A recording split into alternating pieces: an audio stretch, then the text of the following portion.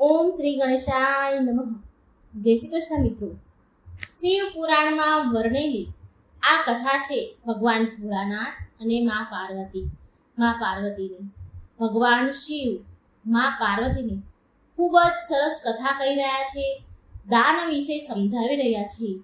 ભગવાન શિવજી કહે છે કે કઈ વસ્તુનું દાન કરવાથી, કઈ એવી સફેદ વસ્તુ છે જેનું દાન કરવાથી માણસ કંગાળ હોય ને તો પણ ધનવાન બની જાય છે, એનું ભાગ્ય બદલી જાય છે. ખૂબ સુંદર કથા છે મિત્રો. દાન પુણ્ય તો આપણે સૌ આપણા જીવનમાં થોડું ઘણું કરતા જોઈએ છીએ, પણ ક્યાંક આપણે જે દાન કરી રહ્યા છીએ એ સાચું કરી રહ્યા છીએ કે પછી એ દાનનું કોઈ ફળ મળી રહ્યું છે કે પછી નથી મળી રહ્યું, તો એ વસ્તુ તો તમને આ વિડીયો સાંભળવાથી જ ખબર પડશે કે હંમેશા દાન કેવું કરવું જોઈએ. દાન નાનું કે મોટું નથી હોતું. દાન ભલે નાનું હોય પણ એનું ફળ દીર્ઘકાળ સુધી રહે એવું પણ દાન હોય છે. તો એવું કયું દાન છે મિત્રો, એ આપણે આ કથામાં સાંભળીશું. જો તમે વિડીયો સાંભળી જ રહ્યા છો તો પૂરો સાંભળજો, અને આ વિડીયો તમને પસંદ આવે તો લાઈક અને શેર જરૂર કરજો. ચેનલને સબસ્ક્રાઈબ કરવાનું ભૂલશો નહીં.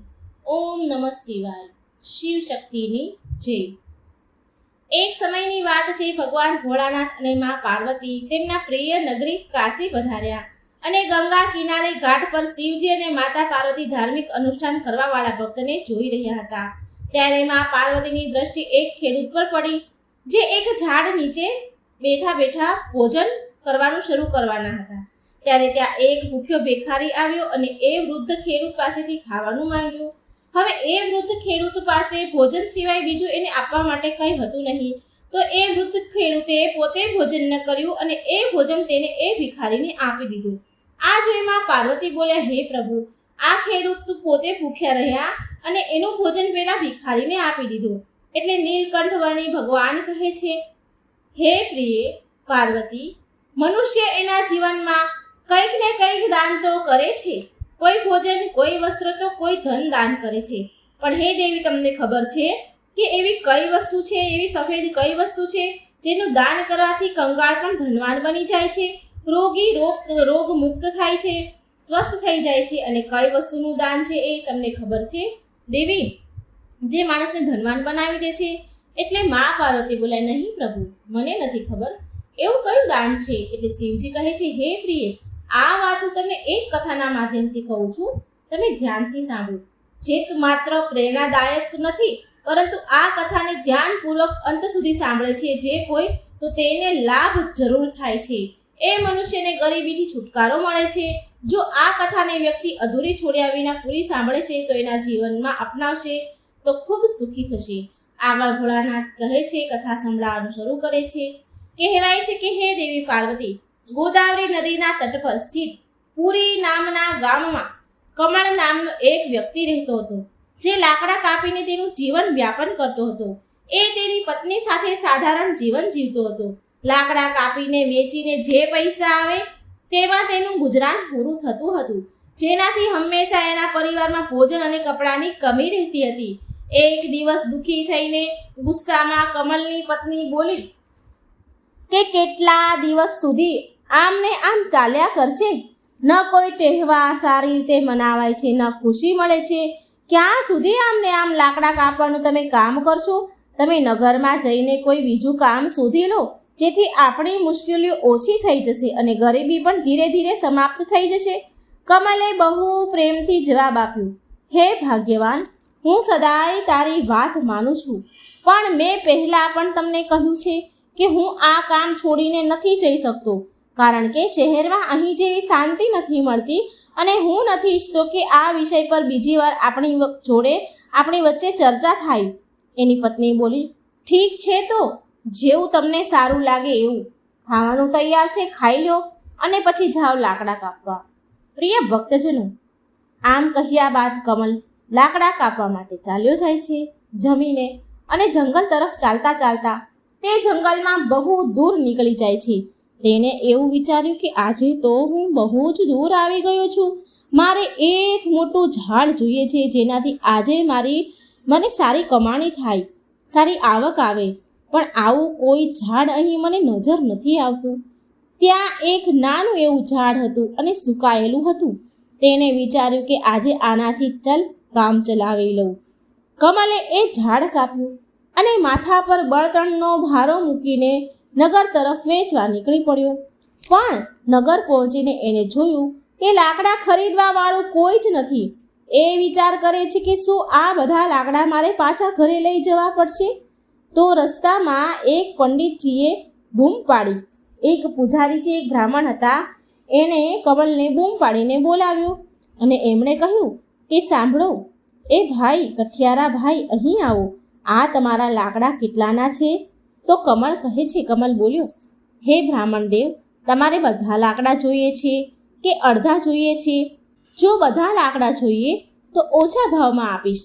પંડિતજી બોલ્યા, બ્રાહ્મણ દેવ બોલ્યા, મારે બધા લાકડા જોઈએ છે, પણ જે તે કીધું એ ભાવ નહીં.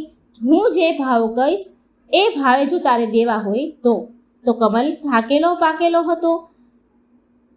થાક્યા પાક્યા અવાજે બોલ્યો, તો આ લાકડા બહુ સસ્તા થઈ જશે પંડિતજી, પણ લઈ લો, અને એમ પણ હું થાકી ગયો છું. પૂજારી બ્રાહ્મણે એ 50 રૂપિયામાં લાકડાનો ભાવ કહ્યો. પંડિતજીએ 50 રૂપિયા આપીને કહ્યું કે લે પૈસા અને લાકડા અહીં મૂકી દે. તું બહુ ભૂખ્યો હોય એવું લાગે છે મને. શું જમવાનું જમશો? કમલ બોલ્યો, હે ગુરુજી, મને ભૂખ તો બહુ લાગી છે, પણ જો હું અહીં જમીશ તો તમારા પરિવાર માટે જમવાનું ખૂટશે. રહેવા દો, હું ઘરે જઈને જમી લઈશ. ત્યારે એ પૂજારી બ્રાહ્મણ બોલ્યા હસીને, અરે ભાઈ બેટા, ચિંતા ન કર, અહીં એટલું જમવાનું છે કે 20 લોકો ખાઈ શકે. જ્યારે પણ ભૂખ લાગે તને ગમે ત્યારે તો અહીં આવીને જમી જજો. ત્યારે કમલે પૂછ્યું કે શું તમે હંમેશા બધાને આમ જ જમાડો છો? ત્યારે એ પૂજારી બ્રાહ્મણને જવાબ આપ્યો કે જ્યાં સુધી પરમાત્મા મારી ઉપર કૃપા રાખશે ત્યાં સુધી હું આ કામ કરીશ. આ બધી એની જ મરજી છે. ત્યારે કમલે કહ્યું કે ઠીક છે, તો હું આજે જમવાનું અહીં જ જમીશ. એ દિવસે કમલે એ પંડિતજીના ઘરે ભર પેટ ભોજન કર્યું અને આભાર વ્યક્ત કરતા બોલ્યો, હે બ્રાહ્મણ દેવ, તમે બહુ જ દયાળુ છો, બહુ સાફ હૃદયના છો. આવું સારું કામ કરવામાં હું તમારી મદદ કરવા માંગુ છું. હવેથી હું બળતણના લાકડા તમને અડધા ભાવમાં જ આપી જઈશ. બ્રાહ્મણ બોલ્યા, સારું, ઠીક છે, જેવી તમારી ઈચ્છા. તેણે પંડિતજીને લાકડા આપ્યા અને 50 રૂપિયા લઈને ઘરે જવા નીકળી ગયો. ઘરે જઈને કમલે તેની પત્નીને 50 રૂપિયા હાથમાં આપ્યા. તેની પત્ની બોલી, અરે તમે તો રોજ 100 રૂપિયા લઈને આવો છો અને આજે 50 જ રૂપિયા કેમ લાયા છો? આજે શું તમને લાકડા ઓછા મળ્યા હતા? ઓછા કાપ્યા હતા તમે? કમલ બોલ્યો, નહીં ભાગ્યવાન, લાકડા તો મેં વધારે જ કાપ્યા હતા, જેટલા રોજ કાપું છું, પણ આજે અડધો ભાવ જ મળ્યો. તો તેની પત્ની રીસાઈ ગઈ અને ગુસ્સામાં બોલી કે ઘરમાં અનાજ કરિયાણું નથી, નવું છાપરું નાખવાનું છે, બાળકોને ભણવા માટે પૈસા જોઈએ, બહુ બધા કામ કરવાના છે, હું આટલા પૈસાથી શું કરીશ? તો કમલ કહે છે કે હે ભાગ્યવાન, પાસેના નગરમાં એક ધર્મપાલ નામના એક બ્રાહ્મણ રહે છે જે બહુ વિદ્વાન છે. હું તેના ઘરે ગયો હતો. એણે બહુ પ્રેમથી મને ભોજન કરાવ્યું અને એ બ્રાહ્મણ દેવ ગરીબ અને ભૂખ્યા લોકોને નિઃશુલ્ક એટલે કે મફત ભોજન કરાવે છે, કોઈ પૈસા નથી લેતા. તો મેં એને લાકડા અડધા ભાવમાં આપી દીધા. મને લાગ્યું કે મારે આ સેવાનું કામ કરવું જોઈએ. એટલે તેની પત્ની બોલી કે શું એ રોજ જમાડે છે ભૂખ્યાને? તો એ બહુ પૈસાવાળા હશે ને? તો કમલ બોલ્યો, ના, એ એટલા અમીર નથી જેટલું તું વિચારી રહી છે. એ બહુ સારા છે અને મંદિરના પૂજારી છે. એ તેમની મહેનતથી કમાણીથી જ બધાને જમાડે છે. મેં તેની મદદ કરવા માટે કહ્યું છે કે હું હંમેશા તમને 50 રૂપિયામાં લાકડા કાપીને આપીશ. તો તેની પત્ની બોલી કે શું આટલું પૂરતું છે? જો તમે રોજ 2 ભારા લાકડા નહીં કાપી શકો તો 1 ભારા લાકડાના 50 રૂપિયા આવશે. તો 50 રૂપિયામાં શું પૂરું થશે આપણા ઘરનું? બચત કેવી રીતે કરીશું? કમલે ઉત્તર આપ્યો, હે ભાગ્યવાન, હું બને તેટલી કોશિશ કરીશ કે રોજ 2 ભારા લાકડા કાપું અને જેવી ભગવાનની મરજી હશે તેવું થશે. આજે હું એમના ઘરે જમ્યો છું અને એક દિવસ હું તને લઈને પણ એના ઘરે જઈશ. ત્યાર પછી કમલ રોજ બળતણના લાકડા કાપતો અને તેના વાયદા અનુસાર પંડિતજીને માત્ર 50 રૂપિયામાં લાકડા આપતો. આમ એક દિવસ પંડિતજી ભોજન કરવા બેઠા હતા અને બહારથી અવાજ આવ્યો કે હે બ્રાહ્મણ દેવ, હું લાકડા લઈને આવ્યો છું. અહીં આવીને લાકડા લઈ જાઓ, જેથી હું જઈ શકું ઘરે. પંડિતજીએ બહાર આવીને કહ્યું કે કમલ, હું તને પૈસા નહીં આપી શકું, તું તારા લાકડા પાછા લઈ જા. કમલ બોલ્યો કે પૈસા કાલે આપી દેજો, પણ લાકડા અહીં જ મૂકીને જાઉં છું. ત્યારે એ કમલ બ્રાહ્મણને કહે છે કે મને બહુ જ ભૂખ લાગી છે, શું તમે મને આજે જમાડશો, ભોજન ખવડાવશો? એમ પણ તમે બધાને ખવડાવો છો ને? તો બ્રાહ્મણ હસીને બોલ્યા કે કેમ નહીં કમલ, તું તારા હાથ પગ ધોઈ લે, ત્યાં સુધી હું તારા ભોજનની વ્યવસ્થા કરું છું. બ્રાહ્મણ દેવે ઘરની અંદર જઈને તેની પત્નીને આ વાત કહી. તો એની પત્ની બોલી કે તમે આવું વચન કેમ આપ્યું? આપણા ઘરમાં ખાવા માટે કંઈ પણ નથી વધ્યું, માત્ર જે તમને થાળી પીરસી છે એમાં જે ભોજન છે એટલું જ ભોજન છે, બીજું ભોજન છે જ નહીં. મિત્રો, આ કથાને માં પાર્વતી બહુ જ ધ્યાનથી સાંભળી રહ્યા છે. તો આગળ શિવજી કહે છે કે પાર્વતી પંડિતની પત્ની બોલી, હે સ્વામી, આ સમયે આપણે કમલને કેવી રીતે ભોજન કરાવીશું? બધું જ ભોજન પૂરું થઈ ગયું છે. શું તમને ખબર નથી કે ઘરમાં કંઈ પણ છે નહીં? ત્યારે એ બ્રાહ્મણ બોલ્યા, આમાં શું મોટી વાત છે ભાગ્યવાન, તે જે જમવાનું મને પીરસ્યું છે એ કમલ માટે ઘણું છે, કાફી છે, એમાં એ ધરાઈ જશે.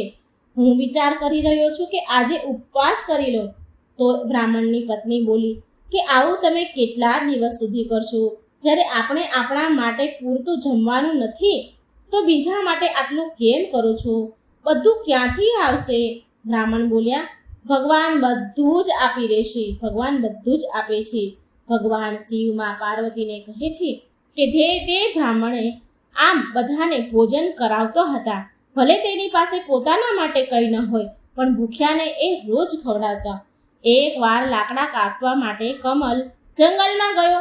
તેણે વિચાર્યું કે જંગલના કિનારે જે સૂકા લાકડા હતા એ બધા કાપી લીધા. હવે જે ઝાડ છે બધા લીલા છે. જંગલની અંદર જવું થોડું મુશ્કેલ છે અને જે ઝાડ બચ્યા છે એ બધા તો હર્યા ભર્યા છે. જંગલની અંદર જવું થોડું મુશ્કેલ લાગી રહ્યું છે, ડર લાગી રહ્યો છે કે મનમાં વિચારે છે કે આજ પહેલાં હું આટલે અંદર સુધી ક્યારેય નથી આવ્યો. જંગલી જાનવર પણ હોઈ શકે છે અહીં. જો મને કંઈ થઈ ગયું તો મારા પરિવારનું શું થશે? આમ વિચારીને જંગલની અંદર ડરતો કમલ ગયો. એ ઘણે દૂર નીકળી ગયો, પણ લાકડા કપાય એવું ઝાડ એને ન મળ્યું. અચાનક તેને એક મોટું સૂકું ઝાડ દેખાયું. તેણે વિચાર્યું કે આ ઝાડમાં આ શાખાઓ તો ઘણી મજબૂત છે, આને કાપીશ તો 2-3 ભારા લાકડા તો થઈ જ જશે. પહેલા બહુ મોડું થઈ ગયું છે. આમ વિચારી કમલે એ ઝાડ પર ચડી ગયો અને એ શાખા પર બેસી ગયો અને તેને કાપવા લાગ્યો. શાખા બહુ જ મોટી હતી એટલે એ શાખા પડી અને બાજુના ઝાડ પાસે જઈને પડી.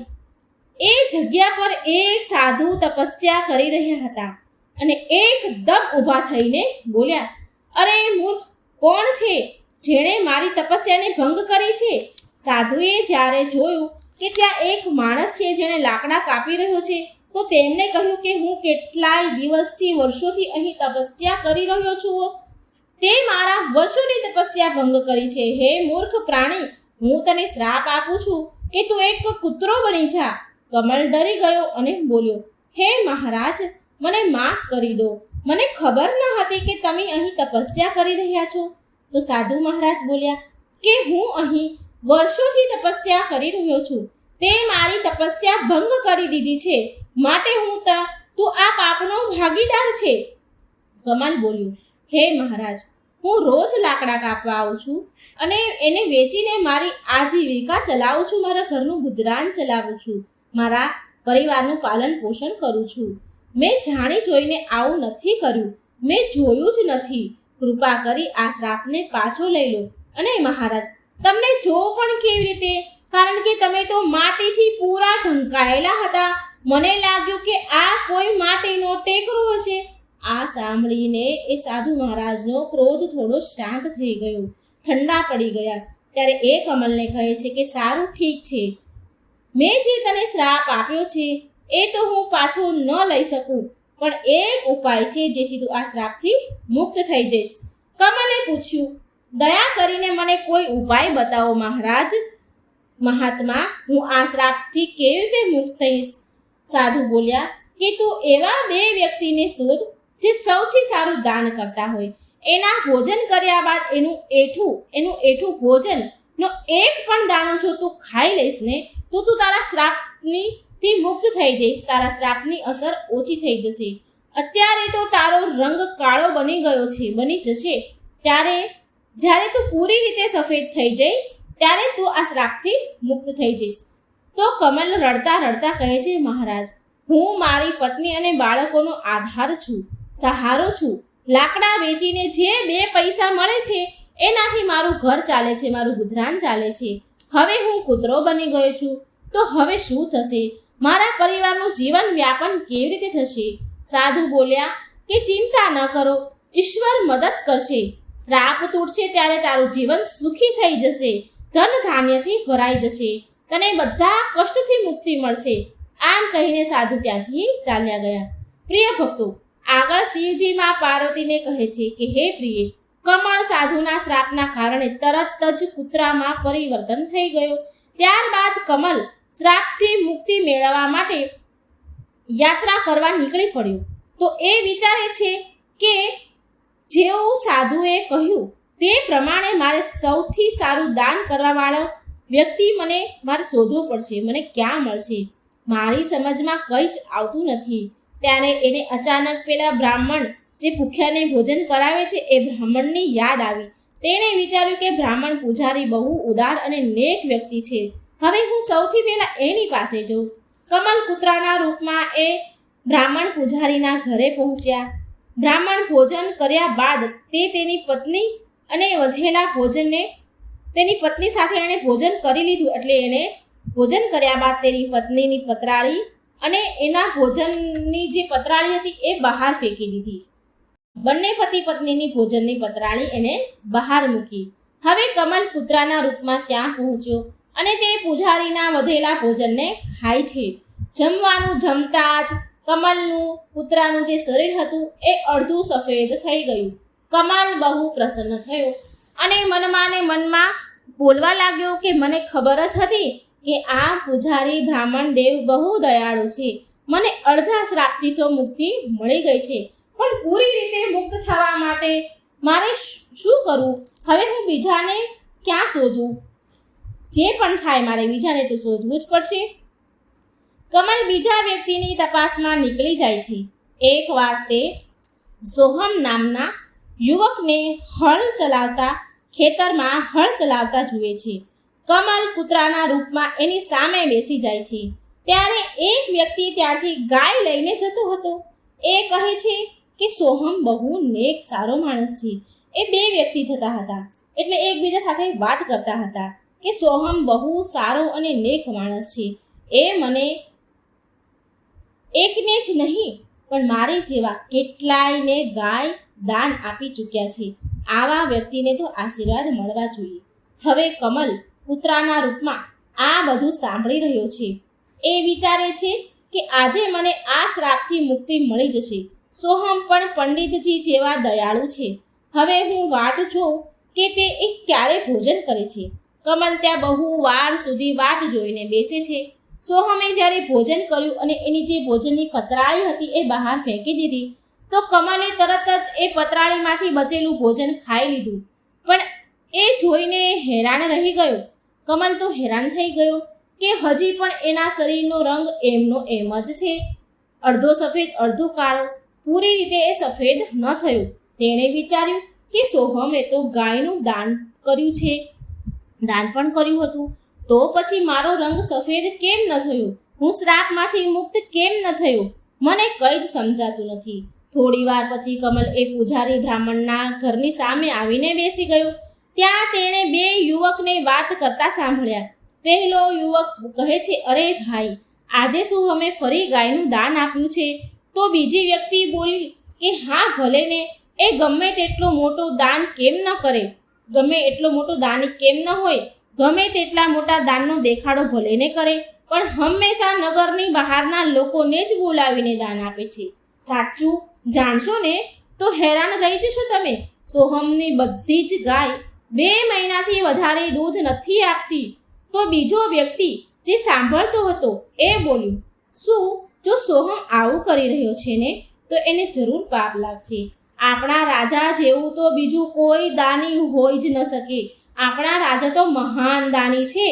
તે 1 અઠવાડિયાથી ભોજનના ભંડાર ચાલુ કરીને બધાને ભૂખ્યાને ભોજન કરાવી રહ્યા છે. 1 અઠવાડિયાથી ભંડારો ચાલુ છે, ભૂખ્યાને ભોજન ખવડાવી રહ્યા છે. અને કાલે છેલ્લો દિવસ છે ભંડારાનો અને અન્નદાનનો, અને કાલે તો વસ્ત્રનું પણ દાન કરવાના છે. રાજા પોતે પણ 1 અઠવાડિયાથી બધા લોકો સાથે બેસીને ભોજન કરી રહ્યા છે. શું તે ક્યારે આના જેવા પરોપકારી રાજા જોયા છે, વ્યક્તિ જોયો છે? અરે આ તો કંઈ જ નથી. એણે આપણા નગરમાં સારા રોડ રસ્તા બનાવ્યા છે, બધી જગ્યાએ કૂવા અને તળાવો ખોદાવ્યા છે. સત્ય છે આ વાત. તેમણે આપણા માટે ઘણું બધું કર્યું છે. આવા ધર્માત્મા તો મેં ક્યારેય નથી જોયા.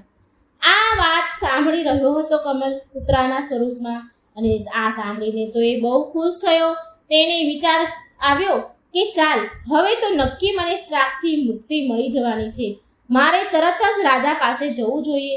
એ રાજમહેલમાં નહીં પણ લોકો સાથે જમી રહ્યા છે. આ અવસરનો લાભ તો મારે ઉઠાવવો જ જોઈએ. કમલે એ જગ્યા પર પહોંચી ગયો જ્યાં રાજા ભંડારો કરાવી રહ્યા છે, ભોજન કરાવી રહ્યા છે.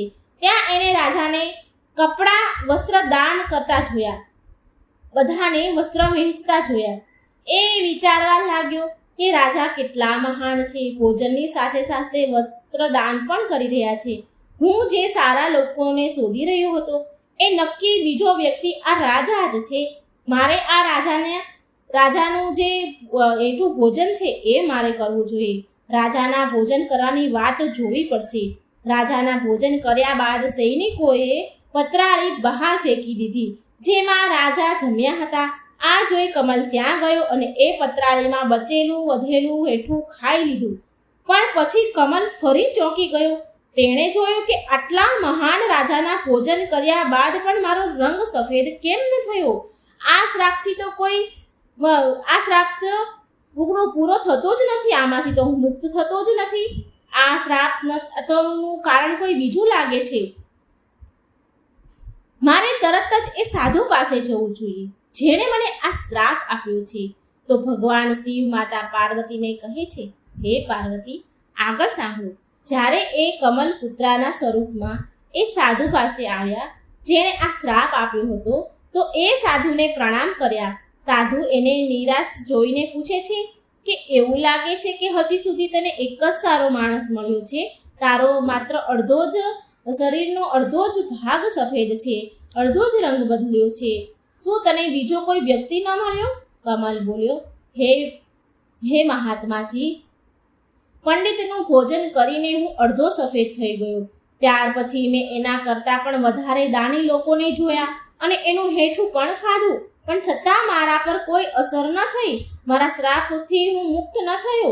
સાધુ થોડી વાર મૌન રહ્યા અને પછી બોલ્યા કે આમાં કોઈ આશ્ચર્યની વાત નથી. તેના કર્મોનું વાસ્તવિક સ્વરૂપ જાણવું જરૂરી છે. 1 અઠવાડિયા સુધી રાજાએ ભોજન કરાવ્યું અને વસ્ત્ર પણ દાન કર્યા. આટલા ધર્માત્મા વ્યક્તિના દ્વારા જમેલા ભોજનના જમ્યા બાદ પણ હું શ્રાપથી મુક્ત નથી થયો. આવું કમલ બિચારો દુઃખી થઈને કહી રહ્યો છે.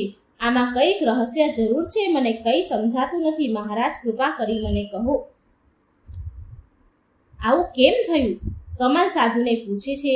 એટલે સાધુ મહારાજ બોલ્યા, કમલ, એ જે ગાયવાળો વ્યક્તિ હતો એ એવી વસ્તુ દાન કરી રહ્યો હતો કે જેની તેને કોઈ જરૂર જ ન હતી. જો તેને એની જરૂર હોત ને તો એ વસ્તુનું એ દાન કરત જ નહીં. રાજા જે પણ દાન કરી રહ્યા છે, જે તું ત્યાં જમીને આવ્યો છે એનું એટલું, તો રાજા જે દાન કરી રહ્યા છે તેને દાન ન માની શકાય કમલ, કેમ કે રાજા ખુદ નથી કમાતા. કેમ કે એ તારા જેવા લોકો દ્વારા આપવામાં આવેલ ધનનો ઉપયોગ રાજ્યના લોકોને દાનમાં આપવામાં વાપરી રહ્યા છે.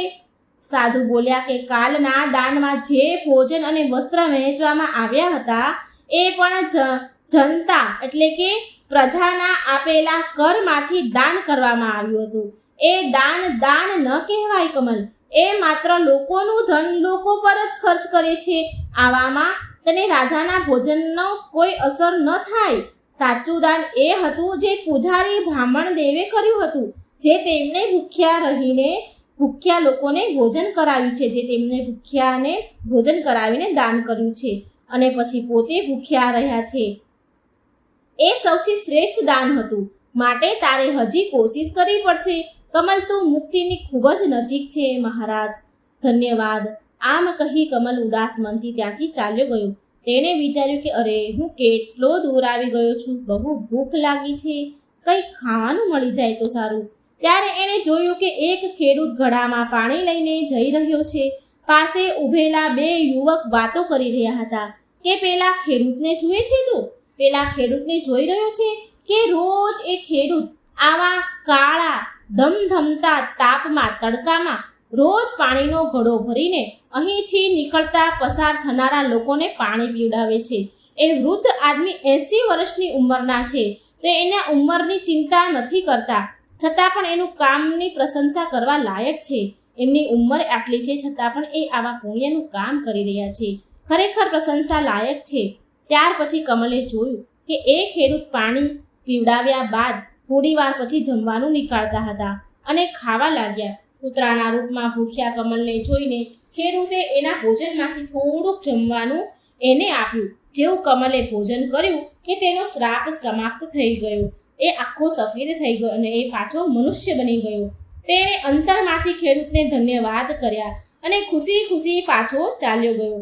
તેણે વિચાર્યું કે દાન ક્યારેય નાનું કે મોટું નથી હોતું. ભૂખ મટાડનાર એ બ્રાહ્મણ પૂજારી અને તરસ મટાડનાર એ વૃદ્ધ ખેડૂત જેવું દાન જ સાચું દાન છે.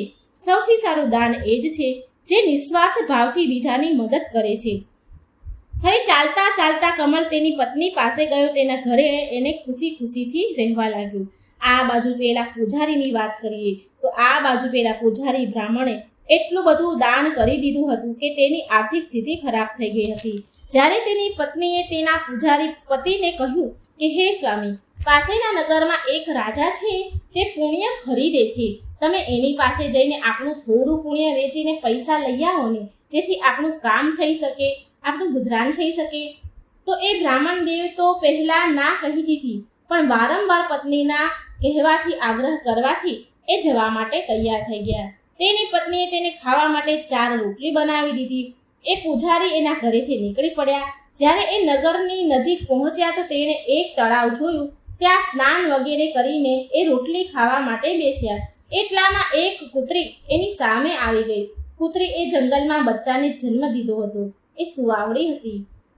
3 દિવસથી કૂતરી ભૂખી હતી, તરસી હતી અને વરસાદના કારણે એ તેના બચ્ચાને છોડીને બિચારી ક્યાંય જઈ પણ શકતી ન હતી. પૂજારી બ્રાહ્મણે કૂતરીને ભૂખી જોઈ તો એણે તેના ભોજનમાંથી 1 રોટલી એને આપી દીધી. કૂતરી રોટલી ખાઈ લીધી. પછી ફરી બીજી રોટલી એમને આપી તો કૂતરી બીજી રોટલી પણ ખાઈ ગઈ. આવી રીતે એ બ્રાહ્મણ પૂજારીએ એક એક કરીને 4 રોટલી એ કૂતરીને ખવડાવી દીધી અને કૂતરી 4 રોટલી ખાઈને તૃપ્ત થઈ ગઈ અને પછી ચાલી ગઈ અને બ્રાહ્મણ પોતે ભૂખ્યા રહી ગયા અને ત્યાંથી રાજાના મહેલ તરફ ચાલી નીકળ્યા. રાજા પાસે પહોંચ્યા તો રાજાની પાસે પહોંચીને તેને એનું પુણ્ય વેચવાનું ઈચ્છ્યું. આગળ માતા પાર્વતીએ પૂછ્યું, હે પ્રભુ, પછી આગળ શું થયું? તો શિવજી કહે છે કે પાર્વતીજી, પૂજારી રાજા પાસે પહોંચ્યા અને કહ્યું કે હે રાજન, હું મારું પુણ્ય વેચવા માંગુ છું. રાજા બોલ્યા કે તમે બપોર પછી આવજો. રાજાએ પછી એ બ્રાહ્મણ ક્યાંથી ચાલ્યા ગયા. પછી રાજાએ તેની પત્નીને પૂછ્યું કે હે રાણી, એક બ્રાહ્મણ વિદ્વાન અહીં આવ્યા છે જે તેનું પુણ્ય વેચવા માંગે છે. તમારા અનુસાર એના પુણ્યમાં કયું પુણ્ય સૌથી સારું છે જેને હું ખરીદી લઉં? તો રાણી બોલ્યા કે જે આજે એણે જંગલમાં 3 બચ્ચા વાળી સુવાવડી કૂતરીને ખવડાવ્યું છે, રોટલીઓ ખવડાવી છે, જે પુણ્ય કમાયા છે એ પુણ્ય સૌથી સારું છે, એ તમે ખરીદી લો. પત્નીની વાત સાંભળી રાજા બ્રાહ્મણ પાસે ગયા અને બોલ્યા કે તમે કયું પુણ્ય મને આપશો? બ્રાહ્મણ બોલ્યા કે તમારે કયું પુણ્ય જોઈએ છે, કયું લેવા માંગશો?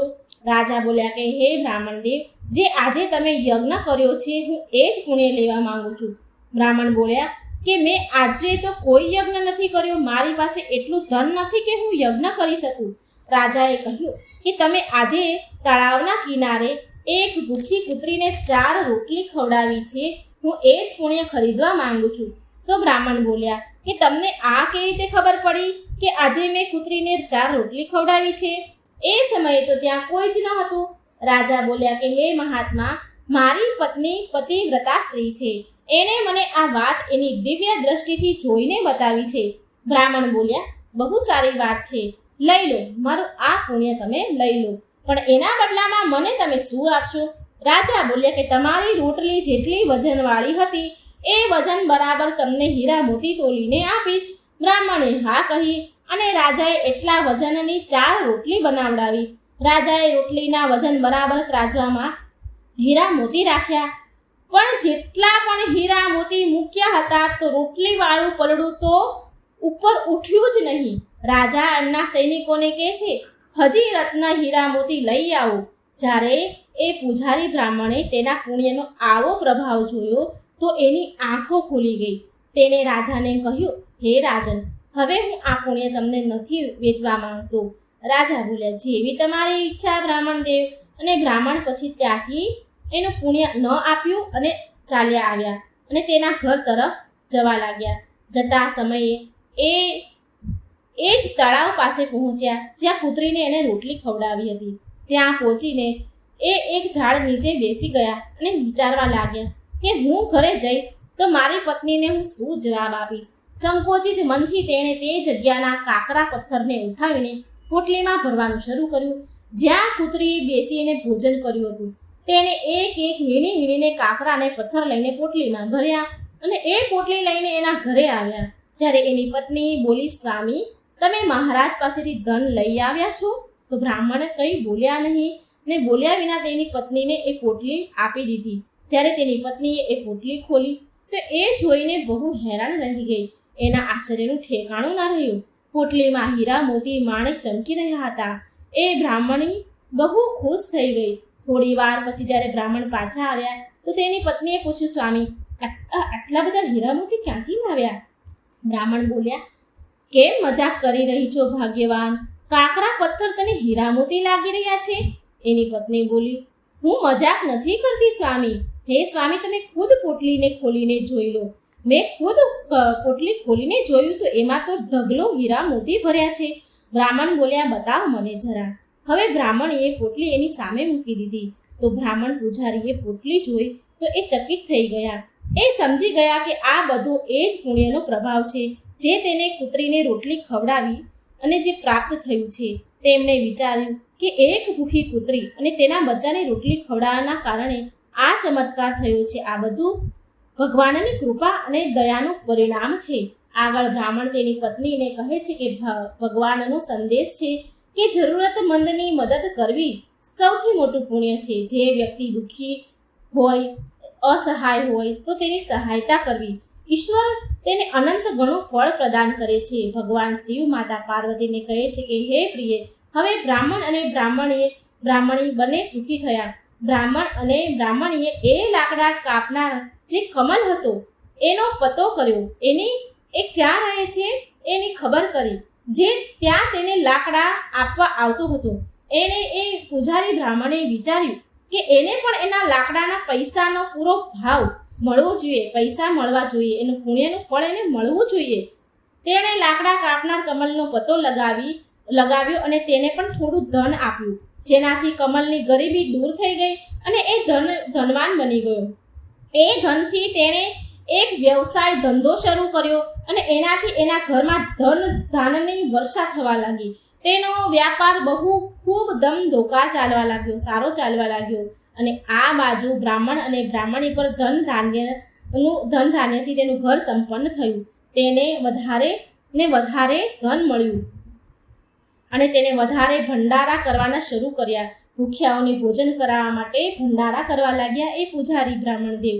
તેણે કેટલાય મંદિરોના નિર્માણ કરાવ્યા અને લોકોની સેવાની મદદ કરવા લાગ્યા. ભગવાન કહે છે, હે દેવી પાર્વતી, આજના સમાજમાં કેટલાય લોકો દાન માત્ર એના માન સન્માન અને પ્રતિષ્ઠા કરવા માટે કરે છે. દેખાવ કરવાના દાનથી ના સાચું પુણ્ય મળે છે કે ના આનું કોઈ દીર્ઘકાળ પ્રભાવ હોય છે.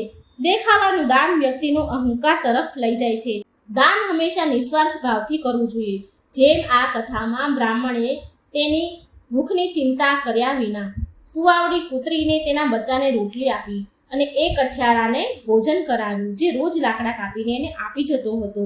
ભૂખ્યા લોકોને ભોજન કરાવડાવ્યા તથા એ ખેડૂત પણ એની ઉપરની ચિંતા, એની ઉંમરની ચિંતા કર્યા વિના તેણે આટલી ભયંકર ગરમીમાં તળાવથી ચોખ્ખું પાણી લાવીને વટે માર્ગોને રસ્તા પર ચાલનારા લોકોને પાણી પીવડાવ્યું.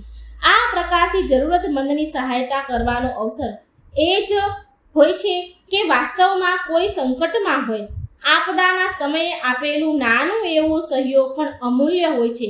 આ માત્રના જરૂરતમંદના જીવનને બદલે છે, પરંતુ દેવાવાળાના જીવનમાં પણ સકારાત્મક પરિવર્તન લાવે છે.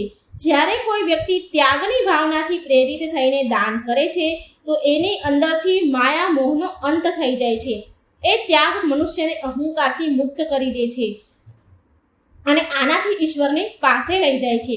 શાસ્ત્રો અનુસાર કેટલીય વસ્તુનું ગુપ્ત દાન દેવાથી મનુષ્ય ધનવાન બની જાય છે. જેમ કે અન્નદાન, વસ્ત્રદાન, નમક એટલે કે મીઠાનું દાન, જળદાન. ગુપ્ત દાનનો અર્થ છે કે દાન કોઈને બતાવ્યા વિના કરવું.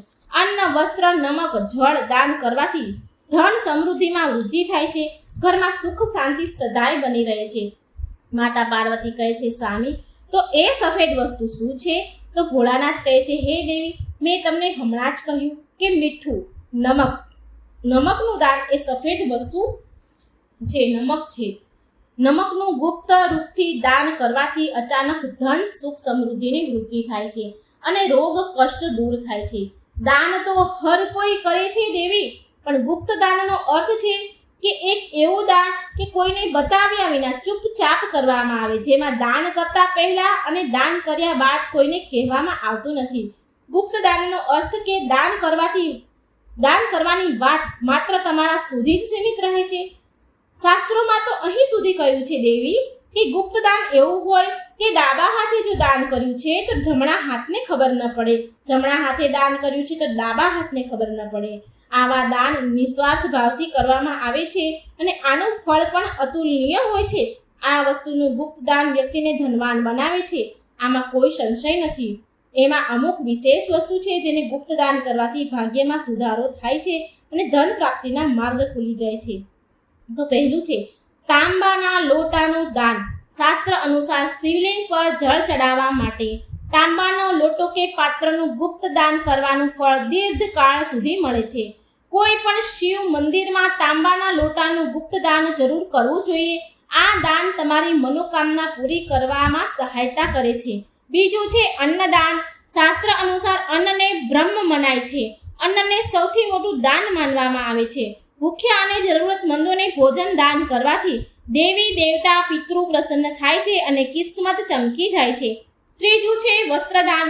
વસ્ત્રદાન કરવાથી મનુષ્યને દીર્ઘ આયુષ્ય મળે છે અને તેના સ્વાસ્થ્યમાં સુધારો થાય છે. ચોથું છે મીઠાનું દાન, નમકનું દાન. ગુપ્ત દાન કરવાથી મહાન પુણ્ય ગણવામાં આવે છે. આ નમકને ગુપ્ત દાન કરવામાં આવે તો એ મહાન પુણ્ય ગણાય છે. આનાથી ધન સમૃદ્ધિમાં વૃદ્ધિ થાય છે. પાંચમું છે જળદાન. જેવી રીતે વટે માર્ગ પર ચાલતા લોકો માટે પરબ તથા માટલાની વ્યવસ્થા કરવામાં આવે તો એ બહુ પુણ્યનું કાર્ય છે. આના સિવાય ગૌદાન, ઘી દાન, તલ અને ગોળનું દાન પણ શુભ માનવામાં આવે છે.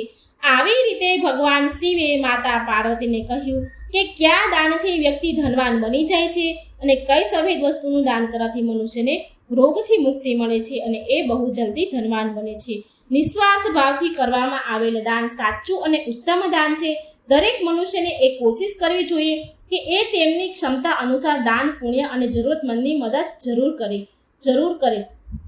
જરૂરતમંદની સેવા કરવી એ જ સાચો ધર્મ છે. જેમ કે પક્ષીઓને પાણી પીવાથી નદીનું પાણી ઓછું નથી થઈ જતું, એવી જ રીતે સામર્થ્ય અનુસાર દાન કરવાથી ધન સમાપ્ત નથી થઈ જતું. અને આ મીઠાનું દાન તો મિત્રો એવું છે કે નાનું, સૌથી નાનામાં નાનું વ્યક્તિ પણ આ દાન કરી શકે છે. મીઠું કંઈ એટલું પણ મોંઘું નથી કે જે દાન ન કરી શકાય. નાનામાં નાનો માણસ પણ આ દાન તો કરી શકે છે અને એનું ભાગ્ય બોલી શકે છે. પ્રિય ભક્તો, જો તમને અમારા દ્વારા સંભળાવવામાં આવેલી આ કથા સારી લાગી હોય તો વિડીયો લાઈક કરજો, શેર કરજો અને આ ચેનલને સબસ્ક્રાઈબ કરવાનું ભૂલશો નહીં. હે ભગવાન ભોળાનાથ, હે માતા પાર્વતી, આ કથા સાંભળનાર પર, વાંચનાર પર, હુંકારો ભરનાર પર તમારી સદાય કૃપા વરસાવજો. ધનમાં વૃદ્ધિ કરજો અને આ સારું આરોગ્ય પ્રદાન કરજો.